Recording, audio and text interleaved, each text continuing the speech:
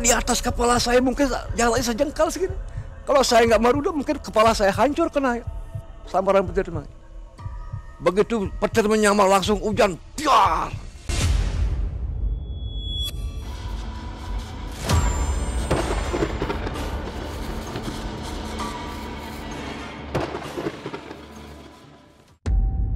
Melintas di atas kepala saya. Saya langsung terbangun begini. Oh, apa ini? Mungkin ini lawan saya, begitu dalam hati saya mengalir. Lagi saya menjamkan mata, lagi dia lewat cas gitu di atas. Di sana lagi muncul rasa ketakutan saya mengalir. Mungkin sekarang waktu ajal saya, dalam hati saya begitu mengalir. Wujud.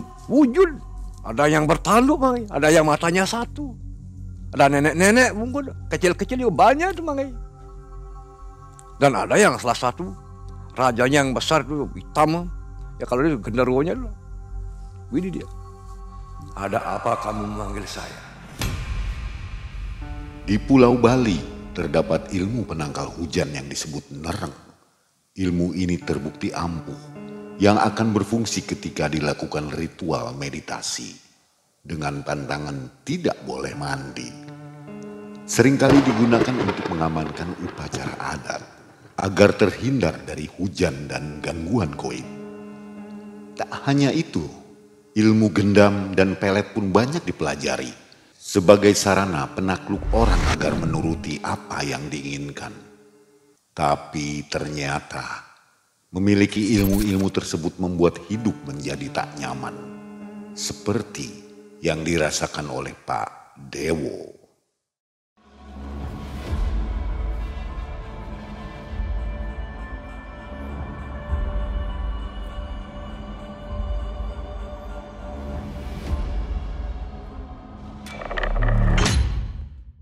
Apa kabar Pak Dewo? Ya, alhamdulillah astungkare baik. Om Swastiastu. Untuk warga Bali, kali ini Mang Ei berada di Pulau Bali ya. Jadi ikuti terus perjalanan Mang Ei dan tim untuk mengetahui apa saja yang ada di Pulau Bali ini. Kita akan menguak mistis serta kisah-kisah yang di luar nalar. Sobat kita berada di wilayah Lovina. Ini di Kecamatan Buleleng ya. Nama desanya apa, Pak? Kalibukbuk ya. Nah, di belakang kita ini ada, atau di depan sobat ada namanya sanggah ya. Ini tempat untuk beribadah. Apa namanya ini, Pak? Sanggar Pemujaan. Sanggar Pemujaan ya. Nah, semoga sobat semua akan lebih mengenal budaya atau mistis-mistis yang ada di Pulau Bali ini. Pak Dewo, kegiatan atau aktivitas apa nih? Ya, untuk sekarang ini saya bergerak di bidang pengrajin lah, Mang Ei. Pengrajin wayang kulit. Waduh, ada nggak nih karyanya? Nggak dibawa ya? Nggak dibawa. Nantilah ada videonya. Di samping sebagai pengrajin wayang kulit, saya juga ikut pentas manggung grup wayang kulit juga, Mang. Oh, ya, artis juga nih. Artisnya juga manggung. Sebagai pembina dalang, kalau orang mau belajar masalah wayangan, belajar mendalang, saya juga bisa membina. Siap untuk membina. Luar biasa. Nah, Pak Dewo ini adalah seorang yang dulunya pernah menuntut ilmu istilahnya. Ilmu itu berupa ilmu penerang atau pemindah hujan ya? Iya, pemindah hujan. Kemudian ilmu tentang guna-guna dan ilmu apa satu lagi? Penakluk ya. Gendam istilahnya. Gendam. Ya. Itu bisa buat segala macam tuh. Ya, hipnotis seperti itu. Hipnotis ya, untuk menaklukkan seseorang lah. Oke. Nah, sobat, nanti kita dengarkan kisahnya, dan sebelumnya seperti biasa Malam Mencekam sudah menyiapkan oleh-oleh buat Pak Dewo. Wah, bagus benar Mang. Terima kasih. Nanti kayaknya harus. Memang saya dari dulu saya kepingin kapan Malam Mencekam datang ke daerah saya siap jadi narasumber gitu. Waduh, kebetulan. Ini kebetulan ya, seperti kayak ketiban emas gitu ya. Pucuk dicinta ulam tiba. Pucuk dicinta ulam tiba, ini bagus sekali Mas. Ya. Oke, boleh titipin, nanti ada hadiah yang lainnya juga Pak Dewo. Ya. Nah, Sobat kali ini kita edisi Pulau Bali. Jadi Simak terus video-video dari Malam Mencekam ya. Jangan pernah skip. Dan terima kasih untuk Anda yang sudah subscribe Malam Mencekam. Mudah-mudahan semua dalam keadaan sehat walafiat. Kita dengarkan kisah dari Pak Dewo. Ini terjadi tahun 94. Malam Mencekam, semakin malam semakin mencekam. Pak Dewo.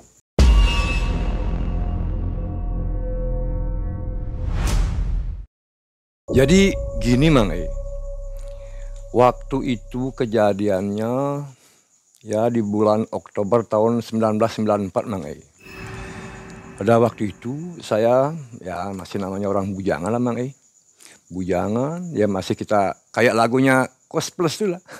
Kemana-mana gak ada yang larang. Bujangan ya? Iya bujangan, gak ada yang larang. Biar gak punya uang ya kita kumpul sama teman-teman gitu. Nah pada suatu ketika saya ngumpul di desa tetangga ya. Dan diajaklah saya untuk ya jalan-jalan namanya orang muda sana kemari. Satu mobil sama teman-teman. Nah diajaklah saya ke desa sebelah kira-kira ya 5 kilometer lah dari rumah gitu.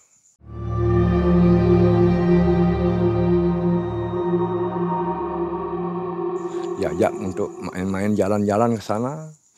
Habis di sana lah diperkenalkan lah saya sama seorang sepitok lah dukun lah bilang begitu dukun Mang. Ini kejadiannya di daerah mana nih?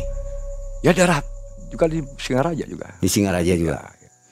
Nah diperkenalkan lah saya sama seorang dukun namanya Pak Putu. Ya kita panggil dia Pak Putu. Nah di sana kemungkinan ini teman-teman saya ini kemungkinan dia kenal lebih dulu sama Pak Putunya ini. Nah, mungkin ya setahun 2 tahun dia duluan lebih kenal. Kebandingan saya kan baru, ya namanya baru sana. Nah, saya memperkenalkan diri, ya, memperkenalkan nama dan alamat itu. Nah lama-kelamaan, selang berapa bulan, saya dengan sendiri saya datang langsung. Ya kita istilahnya adalah kalau di Muslim bersilaturahmi lah. Ya untuk mengenal lebih dekat dengan Pak Putunya. Di sana saya berkenalan gini. Nah selang berapa minggunya, lagi saya datang ke sana. Nah di sanalah dia langsung ada omongnya sama saya. Nak Dewa, kalau Bapak lihat Nak Dewa ini cocok benar untuk belajar yang namanya menjadi pawang hujan. Dia bilang begitu Mang sama saya. Nah kebetulan saya juga kepingin dalam batin itu kepingin belajar bagaimana orang belajar kayak begitu. Gitu. Nah langsung saya ngobrol sama Pak Putunya. Pak Putu, kalau seandainya saya belajar kayak begitu, apa saja syaratnya?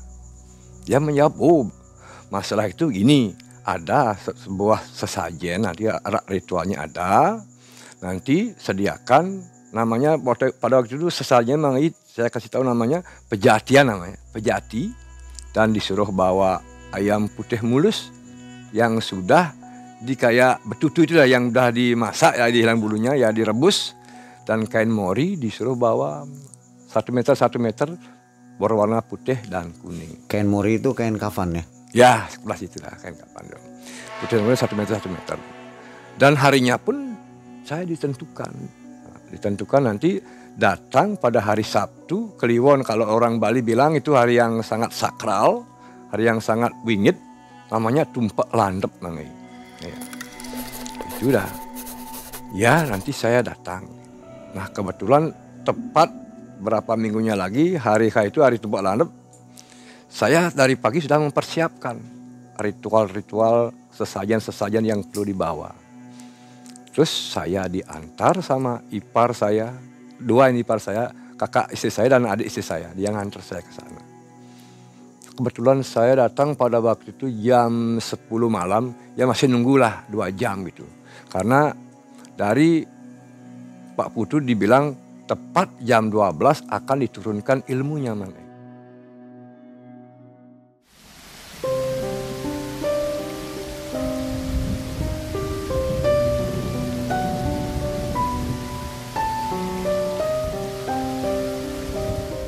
Tepat jam 12 malam. Saya dipanggil, Nak Dewa, sini. Waktu sudah menunjukkan pukul 12 kita mulai ritual. Saya dipanggil dan disuruh masuk ke kamar khusus, dia punya kamar khusus. Nah di sana dia apa sajian yang saya bawa dihaturkan dan diritualkan. Dan saat itu juga dia ngambil seperti bunga trompet itu bunga trompet. Nah, di situ dari ulu hati saya ditiup 3 kali. 3 kali. Habis itu dari ulu hati langsung terus ke kerongkongan. Ya, ditiup lagi. Dan yang terakhirnya lagi, sini di ubun-ubun saya ditiup lagi sebanyak 3 kali. Transfer ilmu. Ya, transfer ilmu dah, ditransfer dah. Dari ulu hati, kerongkongan, dan ubun-ubun. Nah, setelah itu, dia bilang begini, Nak Dewa, sekarang Nak Dewa sudah resmi jadi murid Bapak. Dan sekarang Bapak sudah menurunkan ilmu Bapak kepada Nak Dewa sebanyak 3 tingkatan. Biasanya kalau orang sekolah kan ada tingkatan 1, 2, 3. Dan saya kebetulan mungkin nasib saya masih baik. Langsung ditaruh ke tingkat 3 Nah terus saya dikasih tahu juga. Setelahnya itu nanti ini ada puasanya Nak Dewa. Gitu dia. Puasa mutih 3 hari 3 malam. Dan di saat melakukan puasa itu, Nak Dewa harus melakukan meditasi, menghenikan cipta, mengosokkan pikiran. Dan kalau terjadi pada saat meditasi, badan Nak Dewa itu membesar semuanya kayak gunung. Itu tandanya ilmu Bapak sudah masuk ke tubuh Nak Dewa. Siap Guru. Nah setelah itu, kurang lebih 1 jamnya lagi, saya mohon pamit sama guru saya, mau pulang. Dan besoknya saya udah mulai ritual ritual itu. Nah pada waktu itu kebetulan saya berguru ada syarat untuk puasa, saya belajar puasa, jadinya belajar puasa Itu mutih ya semua mutih, air putih, nasi putih sama garam. Cuma itu yang diizinkan untuk makan. Nah malamnya itu saya melakukan apa yang diajarkan guru, meditasi. Memang betul pada waktu itu tubuh saya itu rasakan seperti besar, kayak gunung besar sekali itu.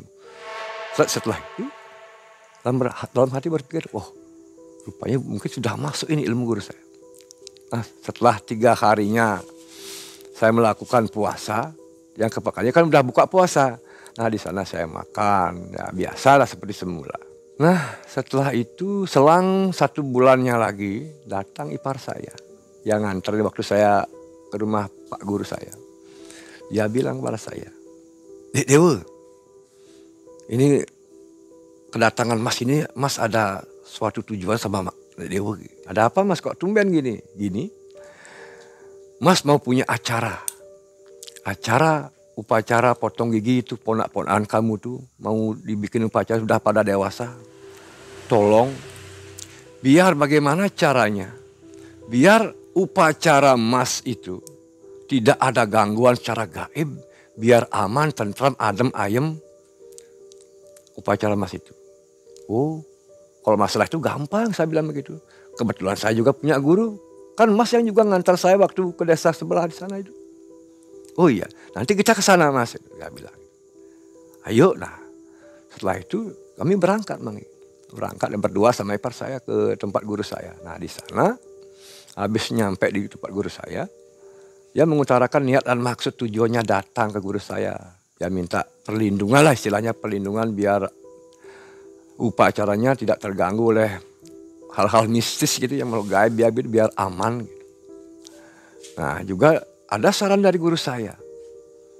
Nih Nak Dewa, apakah ada niat iparmu untuk mengawasi yang di atas? Sekarang kan musim hujan, nanti kalau hujan turun gimana nanti upacaranya kan bisa hancur upacaranya gitu. Nah kebetulan ipar saya juga tertarik, ya kalau begitu sekalian dah saya Pak Guru minta supaya di atas juga dijaga biar tidak hujan. Nah sepakatlah pada waktu itu untuk menjaga yang di atas biar tidak hujan gitu, langit biar nggak hujan. Nah di sana guru menyarankan pada saya, nah sekarang Anak Dewa yang punya tugas di tempat ipar kamu. Kalau dari sini Bapak yang megang. Dia bilang begitu sama saya. Loh, apa Guru? Saya kan baru jadi murid termuda di sini. Baru 6 bulan saya belajar Pak Guru. Apakah saya mampu untuk melakukan hal itu? Saya bilang begitu Mang Ai. Oh enggak apa. Masa tuh guru yang tanggung jawab. Yang orang namanya perintah guru, saya nggak berani menolak Mang Ai. Mungkin dalam hati saya, walaupun saya harus mati dalam hal ini, saya siap. Karena ini perintah guru. Oke, siap guru. Siap saya melaksanakan apa perintah guru. Nah, bertepatan dengan harinya itu, saya dah mulai ritual Mang Ai. Di tempat rumah ipar saya. Mulai dah ritual. Tapi sebelum itu saya dikasih wejangan sama guru. Nak Dewa. Nanti setelah di tempat upacara, hal pertama yang harus dilakukan sebelum memulai yang namanya ritual penerang ini untuk menghalau hujan. Nak Dewa harus minta izin dulu sama penguasa di tempat itu. Nah, istilahnya seperti kalau di Bali penungun karang namanya Mang Ai. Ya, setiap rumah orang Bali itu pasti ada satu tempat yang namanya Pelinggih Penungun Karang. Ya, saya minta izin dulu sana. Setelah itu saya pasang pagar gaib Mang Ai. Pagar gaib dengan sarana pamor bubuk itu, bubuk. Pamor lah istilahnya. Dibikin garis dulu. Guru yang bilang ini taburkan di sini buat lingkaran. Di saat Nak Dewa ritual, jangan lepas daripada garis ini. Kalau lepas di luar garis ini, Bapak nggak mau tanggung jawab. Itu dia bilang buat saya. Siap guru. Kejadiannya ya kira-kira jam 5 sore lah. Itu 5 sore. Jam 5 sore. Nah mulai saya ritual dengan sarana dupa 11 batang. Dupa berwarna hitam itu, 11 batang. Saya nyalain. Terus saya mulai merapal mantra-mantra yang diajarkan oleh guru saya. Saya tiupkan 11 kali. Di mana ada hawa yang tebal di langit. Saya tiup. Dan itu memang jadi kenyataan Mang Ai. Awan yang begitu tebalnya. Begitu saya tiup, langsung dia pecah Mang Ai. Nah pada waktu itu selama 3 hari. Saya melakukan ritual itu, penerangnya itu. Ya syukur semua berjalan baik, tidak ada setetes pun hujan, gak ada yang turun pada waktu itu. Tapi badan ini sesak panas Mang Ai. Panasnya luar biasa. Dan orang-orang dulu bilang, kalau orang yang ngambil namanya nerang, istilahnya nerang atau jadi pawang hujan, malah hujan. Kalau kita memakai ilmu yang namanya ilmu kebatinan. Orang Randu gak boleh mandi Mang Ai. Biar berapa hari, biar 1 minggu, 2 minggu, gak boleh mandi katanya. Pantangannya? Pantangannya itu. Karena kita minta biar gak hujan, kalau kita mandi tapi pasti hujan kan. Nah, itu saya panasnya luar biasa Mang. Dibakar saya terbakar semua. Minta ampun bau, amis. Kayak bau kambing Mang Ai. Tubuh ini gak mandi-mandi, baju pun gak bisa diganti. Oh gak boleh ganti? Gak boleh ganti. Pada itu. Nah kebetulan pada waktu itu ada waktu jeda. Saya minta izin lah pulang sebentar, kangen sama rumah, sama ibu saya di rumah. Sama istri saya jalan pulang ke rumah ini. Nah habis sampai saya di rumah Mang Ai. Masuk kamar mandi kok airnya jernih sekali. Di sana saya tergoda lagi Mang Ai. Mandi enggak. Tapi tubuh sudah sesak panas. Di sana saya mandi Mang Ai.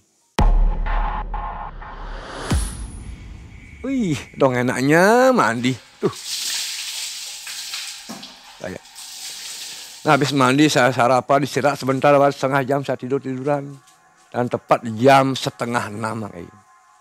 Saya balik lagi ke rumah ipar saya. Kebetulan jarak dari rumah saya ke ipar saya kurang lebih ya 3 kilometer lah. Saya jalan sama istri saya. Nah di tengah perjalanan mulai ada firasat yang kurang bagus, ya bilang gitu kan. Itu awan naik semua Mang Ai. Dari seluruh penjuru naik awan. Wah kumpul ya. Saya bayangkan awan itu kumpul tepat di atas tempat upacara ipar saya.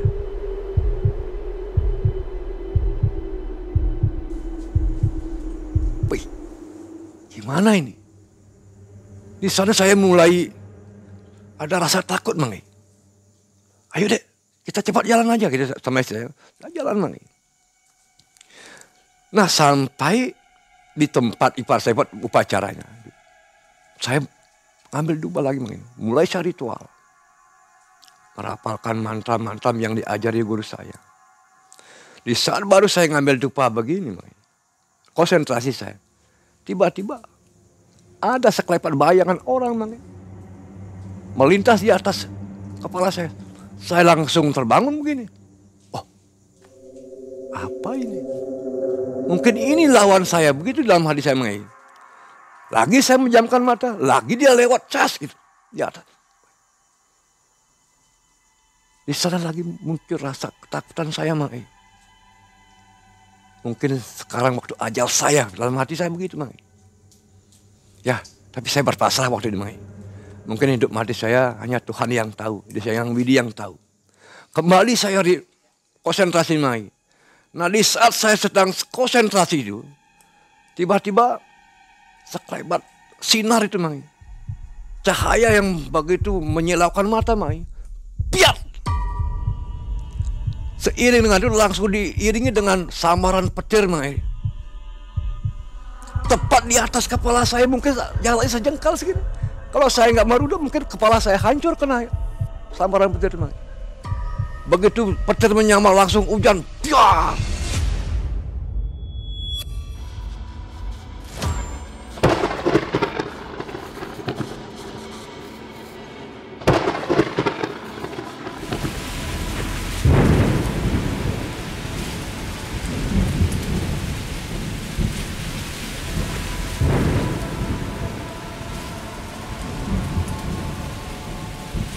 Turun sampai terpal-terpal untuk atap-atap upacara ipar saya itu hancur semua karena keberatan bersih air Bang.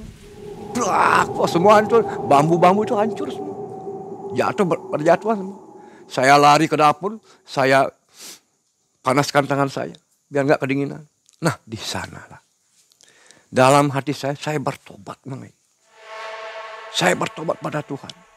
Mulai detik ini, mulai saat ini saya tidak akan mau mengambil pekerjaan yang seperti ini, ritual seperti ini. Itu janji saya Mang waktu itu. Nah pada waktu itu ipar-ipar saya, adik istri saya, kakak ipar saya menghampiri saya. Loh, Dek Dewo, gimana kok sampai bisa terjadi seperti ini? Kok sampai gagal seperti ini? Untung besok udah selesai upacaranya. Kalau baru memulai gimana ini? Tamu-tamu pada datang. Undangan pada datang, begini hujannya. Kan Mas juga kecewa gitu dia bilang. Wih, maaf Mas. Ini mungkin kelalaian saya, mohon maaf saya. Saya minta maaf waktu itu sama ipar-ipar saya. Mungkin lawan yang saya hadapi mungkin lebih tangguh daripada saya. Saya bilang begitu. Orang namanya kita pakai ilmu. Lain halnya Mang Ai, kalau kita orang nerang, istilah nerang di Bali itu, istilahnya permohonan Mang Ai. Permohonan dengan pakai ilmu beda itu Mang Ai. Kalau permohonan kita memohon pada beliau. Ya memohon yang biar saya minta memohon pada Tuhan untuk tidak hujan selama 3 hari. Kan memohon namanya Mai. Kalau ini enggak, kita pakai ilmu ini. Kalau yang saya pelajari ilmu itu yang dipakai. Nah setelah itu, setelah kejadian itu. Saya sudah tidak lagi mengambil yang namanya ilmu penerang penghalau hujan. Tapi paketannya ilmu yang dikasih guru saya itu masih Mang. Ilmunya ilmu pelet dan ilmu penakluk. Masih itu Mang.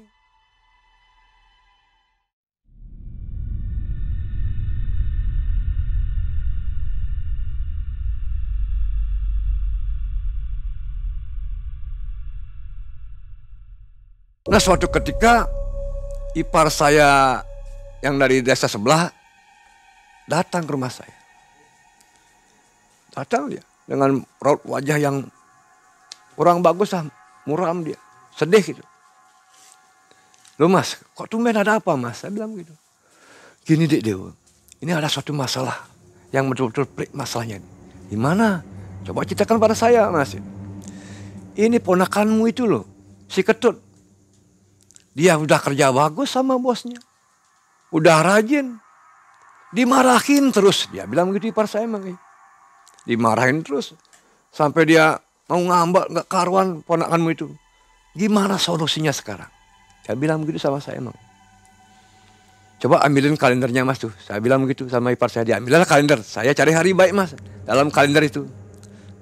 Tepat saya menemukan hari yang betul-betul baik, namanya kalau di Bali itu Kajeng Kliwon Mas. Kajeng Kliwon. Mas, nanti tepat hari ini, tanggal ini, ayo kita berangkat. Kemana dia bilang? Kita berangkat ke kuburan aja. Nanti saya yang akan mengatasi masalah keponakan saya ini. Saya bilang begitu Mang. Siap. Nah tepat pada hari Kajeng Kliwon itu Mang, sudah saya persiapkan alat-alat ritualnya seperti kembang 7 rupa, kalau di sini kalau di Jawa kembang 7 rupa sudah saya siapkan. Jajanan pasar, kopi pahit, rokok dan dupa. Tepat jam 12 saya datang kuburan, ipar saya mau ikut, saya kasih, Mas jangan ikut, biar saya sendiri yang masuk kuburan. Saya masuk ke kuburan Mang. Tepat jam 12 malam. Itu emang harus jam segitu. Kalau dia menurut guru saya yang ngasih tahu kalau bikin kayak begini harus tepat jam 12. Dia bilang gitu. Tepat jam 12 saya masuk. Langsung saya ke tengah kuburan itu ada tempat pembakaran mayat itu ya. Di sana saya bersila Mang. Bersila, tarik napas dulu biar tenang dulu, santai. Ritual alat sarana ritual saya sudah persiapkan, dupa saya sudah bakar, kopi sudah saya siapkan, rokok, kembang dan sebagainya sudah saya siapkan. Nah di sana saya Mang, memukul tanah 3 kali Mang, saya pukul tanah 3 kali, pak, pak. Semua yang ada di sini saya panggil untuk datang, datang semua Mang. Wujud. Ada yang bertanduk Mang, ada yang matanya 1. Ada nenek-nenek mungkin kecil-kecil juga banyak tuh Mang. Dan ada yang salah satu rajanya yang besar itu hitam. Ya kalau dia genderuwonya dulu. Ini dia. Ada apa kamu memanggil saya?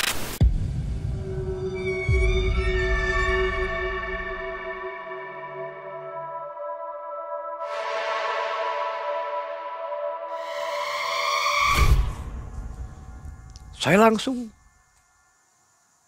permisi mohon maaf, saya sudah membangunkan Anda. Kedatangan saya kemari, saya ada permintaan saya pada Mbah di sini. Saya mau minta tanah kuburan tempat pembakaran mayat ini sebanyak 3 genggam. Saya gitu kan. Apa syaratmu datang ke sini? Apa persembahanmu kau minta ini kepada aku? Ini yang sudah ada di depan Anda. Saya bilang gitu Mai. Dan dia terima itu semua persembahan saya. Dibagi-bagikan sama semua itu anak-anak buahnya itu. Nah, saya diizinkan, saya ambil tuh Mang 3 genggam. Saya taruh pada di atas daun pisang, ambil 3 genggam. Nah di sana saya langsung ritualin Mang. Ritualin dengan mantra yang dikasih oleh guru saya. Itu mantra penakluk untuk menaklukkan seseorang biar tunduk. Setelah saya ritualkan, saya mohon pamit pada semua penghuni kuburan, saya pamit, langsung saya antar ipar saya ke rumahnya. Mas, ini sarananya yang pakai nanti Mas jalankan. Tolong ambil sejumput, taruh di atas pintu yang bersangkutan, bosnya anakmu, taruh sana. Ambil 3 jumput lah. 1, 2, 3, taruh. Dan selebihnya itu langsung lemparkan di atas atap rumahnya.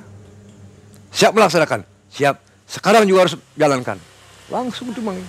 Langsung dijalankanlah sama ipar saya. Selang lagi 3 harinya datanglah ipar saya ke rumah. Dengan wajah yang bersisilah, tidak seperti yang dulu datangnya muram, cemberut. Sekarang udah lain pola wajahnya. Loh. Saya tanya, Mas gimana hasilnya? Ada perubahan nggak? Langsung saya disalami Mang. Dek Dew, Mas berterima kasih sekali sama Dek Dew. Anakmu itu ponakanmu sekarang udah disayang betul-betul sama bosnya. Bosnya tidak marah-marah lagi bilang begitu. Ya syukurlah kalau begitu. Mungkin permohonan saya terkabul gitu dalam hati saya. Sekarang gimana? Kerja anakmu Mas? Ya kerja seperti biasa tapi lain seperti yang dulu-dulu nggak pernah dimarahin, malah disayang, apapun permintaan dipenuhi sama bosnya. Ya syukurlah. Dan setelah itu lagi untuk berikutnya, saya masih menekuni ilmunya itu masih menekuni masih. Dan sampai-sampai pernah saya didatangi dalam mimpi itu musuh Mang Ei. Orangnya tinggi besar, ini, tapi saya nggak kenal sama orangnya. Dia pakai udang seperti ini, tidak pakai baju, dan pakai kamen hanya seatas lutut. Dia datang dari timur, kebetulan saya dari barat. Dia bilang, kalau kamu betul-betul sakti, hebat ilmumu, ayo bertempur sama saya. Dia bilang begitu Mang Ei. Ini dalam mimpi nih Mang Ei. Loh, ada urusan apa Anda dengan saya?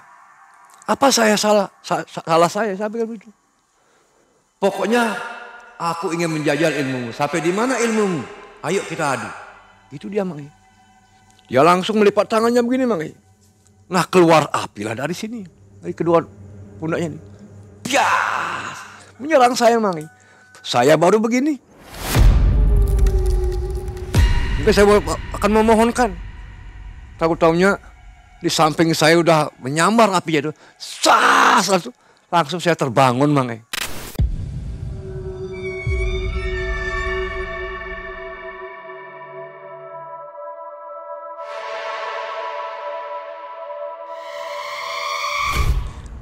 Sampai keringat bercucuran, basah sebenarnya. Dalam hati, firasat apa ini? Kok tumben saya seperti ini? Nah, pada waktu itu saya masih kerja jadi kuli bangunan Mang Ei waktu itu. Nah, besoknya kerja, tahu-taunya saya tertusuk paku segini Mang Ei.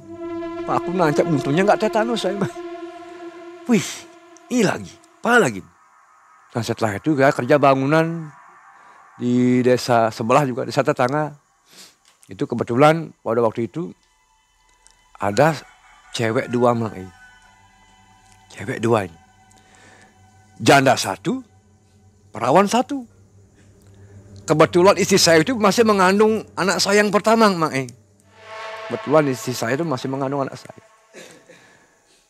Dalam hati saya, ilmu pelet yang diajarkan guru saya sekarang kan saya coba. Apakah betul-betul mantap apa enggak? Sekarang kan saya coba. Saya dari rumah saya persiapkan satu batang rokok Mang Ei. Saya tulis namanya. Kedua-duanya saya cewek itu tulis namanya di atas rokok itu. Terus saya kasih minyak. Oleh saya minyak apa saya nggak tahu itu kan minyak yang dikasih guru saya. Saya oles. Kebetulan dia berada di utara. Saya berada di selatan. Kebetulan angin juga dari selatan ke utara. Nah, di sana langsung saya nyalakan rokok. Langsung asapnya itulah yang mencari kedua perempuan ini. Si janda sama yang perawan. Itu tidak makan waktu lama Mang Ei. Kira-kira 15 menit, 20 menitan Mang Ei. Responnya udah beda Mang. Mulai dia kayak orang manja. Manja dia. Mas Dewo, sini, duduk di sini. Nah, apa ini? Ampuh ya. Langsung Mang Ei waktu itu langsung. Ya sini dong, sombong sekali masnya gitu. Bilang sombong saya. Nah, saya dekatin. Sama yang janda mah. Yang ceweknya sini, kebetulan teman saya juga yang ikut kerja sama saya. Dia datang pas. Saya panggil, sini temenin yang perawannya. Aku udah yang ini nemenin tak gituin. Ya dia yang nemenin lah satu. Ini saya yang janda aja saya ngobrol Mang. Ya jelek dibilang. Tinggal tancap gas aja waktu itu Mang. Udah saya.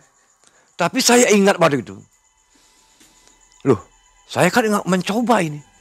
Bukan untuk menggait wanita, memelet. Saya ingin mencoba. Membuktikan apakah betul ilmu pelet ini manjur apa enggak. Uji coba. Ya, ternyata betul Mang Ei. Setelah itu, saya nggak jadi melakukannya itu Mang Ei.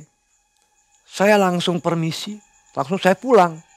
Besoknya saya kerja. Nggak diajak ngomong sama dia. Kecewa dia Mang Ei.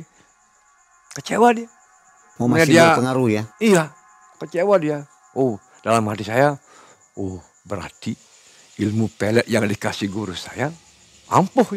Itulah dalam hati Mang Ei.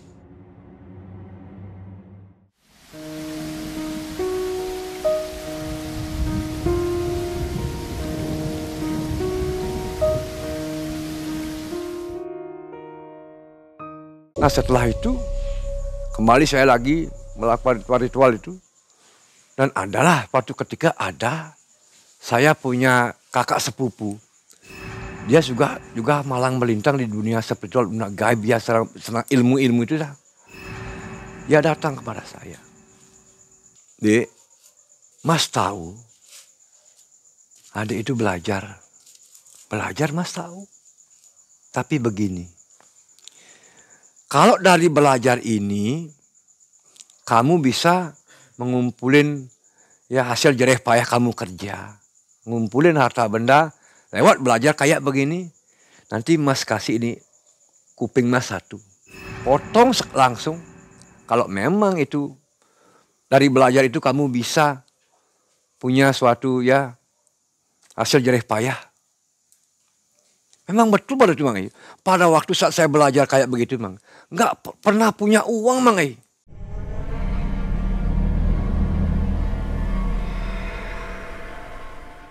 Gak pernah punya uang. Selalu kekurangan aja. Dapat 20.000, habisnya 30.000. Setelah pikir-pikir, oh ternyata betul ya apa yang dikatakan oleh sepupu saya. Saya berpikir lagi, apakah saya harus menyudahi pelajaran ini? Apakah masih saya pertahankan ini ilmu ini? Dan kebetulan juga tetangga sebelah seorang dukun juga Mang ya, ada dukun di sana, Pak Putu. Namanya bila almarhum sekarang. Nak Dewa, Pak tahu Nak Dewa itu belajar. Tapi Nak Dewa itu belum seberapa. Dimohon jangan dilanjutin. Lebur semua dah ilmu itu. Ilmu itu aliran kiri. Saya bilang begitu Mang. Dan juga niat saya juga ingin melebur juga ilmu yang ada dalam tubuh saya itu Mang. Terus saya tanya sama Pak Putunya itu. Pak Putu, dan untuk meleburnya apa saja syaratnya. Saya juga sudah tidak mau lagi untuk mengamalkan ilmu itu. Karena saya juga sudah merasa bosan. Tidak punya apa-apa. Hidup serba kekurangan. Mungkin ini yang penyebabnya Pak Putu. Ya jelas itu penyebabnya. Dia bilang begitu. Dan saya tanya, apa untuk melebur ilmu-ilmu ini Pak Putu? Ini sarannya. Ya saya kasih tahu sarannya. Banten lah istilahnya, pakai Banten. Memakai ayam hidup, ayam berwarna hitam. Dan harus mandi di pantai Mang. Harinya pun ditentukan hari ini, jam ini, Nak Dewa mandi ke pantai bersama istri. Dan buang segala pakaian yang anak Dewa pakai. Itu buang semuanya ke laut. Dan pada waktu saya langsung sama istri saya bikin sarananya, langsung saya berangkat ke pantai. Di sana saya memohon pada penguasa pantai. Pantai mana? Penimbangan ya. Nah, di Singaraja kan terkenal pantai PP Mangai. Segara Penimbangan namanya. Di pantai PP di Singaraja lah, dekat di sini. Dan saya langsung memohon di sana. Ya Tuhan, mulai detik ini, saat ini, saya tidak akan mengamalkan ilmu ini lagi. Dan itu bukunya segini Mangai. Buku-buku pelajar ilmu-ilmu yang dikasih guru saya segini tebalnya Mangai. Langsung saya lipat, langsung saya buang, saya lempar ke tengah lautan Mangai. Saya kembalikan. Barang siapa yang punya ini ilmu-ilmu ini, saya kembalikan karena saya sudah tidak lagi mengamalkan ilmu-ilmu. Langsung saya buang, lempar ke tengah laut Mang. Nah, semenjak saya melebur semua ilmu-ilmu saya itu, otomatis Mang, satu pun nggak ada yang ingat ilmu-ilmu yang saya amalkan dulu itu. Otomatis seperti hilang begitu tadi memori pikiran saya Mang. Dan sampai sekarang pun udah nggak ingat. Dulu waktu masih mengamalkan itu, wih, lempirannya panjang-panjang sekali, mantra-mantranya ingat saya Mang. Sekarang setelah dilebur, udah nggak ingat lagi, udah kosong semua. Nah, semenjak saat itu kembalilah kehidupan saya, ekonomi saya kembali membaik Mang. Dulunya enggak, loncat langsung, morat marit saya, kerjaan nggak dapat. Saya sebagai seniman wayang, pesanan wayang nggak ada. Dan setelah saya lebur ilmu amalan itu, pesanan wayang datang Mang. Saya dapat lukis-lukisannya, melukis di kaca-kaca itu, di tembok-tembok, dapat lagi saya itu. Nah akhirnya bisa terkumpul, ya mengumpulkan hasil jerih payah, uang dapat juga, makan juga, ya kecukupan lah begitu. dulu lain, serba kekurangan saja Mang. Sampai sekarang masih banyak yang mencari ilmu itu atau yang pakai? Ya masih kayaknya Mang. Kalau Masih itu ada? masih. Kalau saya udah sekarang seandainya Mang ada orang yang bertanya untuk menekuni ilmu ini, saya kasih tahu karena saya udah pengalaman. Kalau bisa jangan belajar yang kayak begitu aliran kiri, itu tidak baik. Itu akan mencelakakan diri. Dulunya kalau orang belajar nerang itu Mang, ya. Kalau pakai ilmu kebatinan belajar nerang itu ada semua itu membakar diri ibaratnya Mang. Apa yang dipakai api? Yang dipakai api adalah darah kita Mang. Ini yang membakar tubuh kita ini Mang. Makanya kalau orang belajar nerang dengan ilmu kebatinan, ini wajah nggak bercahaya Mang. Hitam ini nggak ada aura. Lain dengan orang minta permohonan, tukang terang lewat permohonan itu lain lagi Mang. Kalau udah pakai ilmu, semuanya ini hitam semua nih. Pawang hujan ya. Kalau pawang Ada kemiripan dengan Rara, pawang hujan itu? ada, cuma sarananya beda. Kalau Bu Rara kan pakai pakai mangkok di sini. Kalau saya pakai dupa. Kalau nerang kan api ya. Kalau nerang yang kita aktifkan api. Kalau orang hujanan Islam bikin hujan kan air. Saya punya bukunya di rumah Mang. Ilmu nerang itu ada yang ngasih ini. Memang saya tidak mempelajari tapi senang mengoleksi Mang. Saya mengoleksi sekarang, mempelajari tidak tapi mengoleksi sekarang. Ilmu hujan ada Mang. Bikin hujan ada. Bikin petir juga saya punya bukunya Mang. Bikin terang juga ada. Masih tuh bikin penakluk, pelet, santet pun saya punya bukunya Mang. Tapi saya nggak mempelajari. Cuma saya mengoleksi dan ingin melestarikan kebudayaan ilmu-ilmu Bali Mang. Kalau ada yang mau mengamalkan bisa itu? Bisa, kalau saya nggak pernah pelit saya kayak begitu Mang. Kasih ya? Kasih. Siapa yang memadukan silakan. Orang ini kita punya ilmu Bali punya ini. Saya kasih silakan lah pelajari. Jadi tadi ilmunya 3 ya? 3 ilmu ya. nerang, guna-guna, satu lagi apa itu? Pelet. Pelet ya. Ya. Di Bali itu masih banyak yang menekuni ilmu itu. Pasti masih ada Mang. Sih. Kalau tadi kan ilmu nerang itu tentu aja bisa mendapatkan uang banyak tuh. Iya, pasti tuh Mang. Kenapa nggak diteruskan? Wih, itu nyawa taruhannya Mang. Oh gitu. Nyawa itu. Ibaratnya kita dapat upah 5 juta, kita menjual nyawanya kita 3 juta, 5 juta. Jangan coba-coba teman kalau nggak mumpuni. Saya punya teman di sana, Desa Panji namanya Mang. Tukang terang hebat itu Mang. Makanya dia tangan, pakai budget, pakai target. Sekali nerang itu bisa 15 juta, 20 juta Mang. Iya. Tapi sudah pasti itu. Dia sudah siap tempur. Kalau nerang dulunya saya kasih tahu, kalau nerang harus punya benteng yang kuat Mang. Kalau bentengnya ya semacam bambu, ketemu sama lawan langsung tembak, gosong kita Mang. Kalau Rara itu permohonan atau ilmu? Ya setahu ya mungkin permohonan dia. Permohonan. Iya. Itu kan ibaratkan memanggil ya, permohonan pada beliau juga itu. Itu ilmunya kayaknya ilmu Bali juga itu ya. Dengarnya di Lombok ya? Iya. Ini permohonan mungkin gitu. Permohonan, tapi banyaknya Kan banyak ada sarananya tuh, ada es balok. Nah, lihat itu ada waktu di mana tuh di Lombok sirkuitnya ada es balok itu Mang. Mungkin juga permohonan sarana itu pakai sarana aja itu. Sarananya. mirip dengan Pak Dewo. Ya, pakai sarana. Kalau saya kan pakai dupa. Kalau orang hujanan pasti bergerak di air ya. Kalau orang bikin hujan tuh harus dia mandi Mang. Saya pernah diajarkan tapi tidak saya jalankan itu Mang. Orang di ilmu saya yang diajarin itu orang bikin hujan itu harus mandi Mang. Mandi di laut, merendam itu. Itu semuanya kita akan bikin hujan. Itu awan-awan itu ibaratnya masih terkunci tuh Mang. Awan-awan itu masih terkunci. Kita buka kuncinya. Ya. Kan awan udah terbuka, dia naik nih awan ini. Lalu kita hidupkan awan itu. Awan itu hidup, baru kita pasopati. Dipasopati lagi, hidupkan, baru diturunkan Mang. Itu prosesnya. Saya kasih tahu ya. Diturunkan, turun hujan. Dan bikin petir pun ada. Bikin petir biar mau nyambar. Istilahnya petir apa? Petir kapak. kapak pakai serananya mang. Kapak di raja, ada rajanya dulu, ada mantranya, langsung ditancapkan di tanah semet 3 kali, akan terjadi ledakan mang. Sudah diajarkan, tapi tidak saya jalankan. Nah, Sobat MM, itu kisah yang menarik sekali dari Pak Dewo. Jadi menambah wawasan kita tentang ilmu-ilmu yang ada di Bali ya.